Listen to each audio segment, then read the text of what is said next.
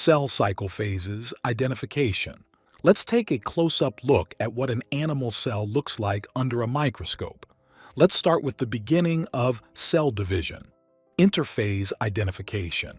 Cells spend most of their time in a stage called interphase.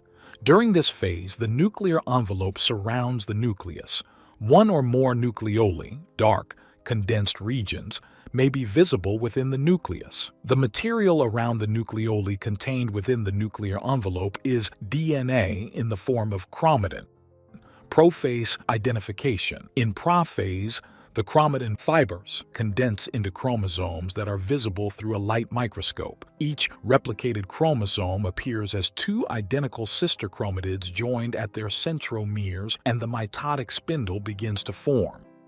Metaphase identification. If there is a lineup of chromosomes at the cell's equator, it is metaphase.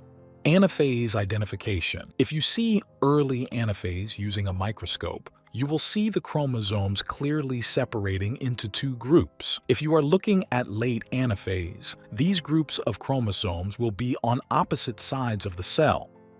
Telophase identification. When you look at a cell in telophase under a microscope, you will see the DNA at either pole. It may still be in its condensed state or thinning out. Cytokinesis identification. In animal cells, cytokinesis is accomplished via a cleavage furrow.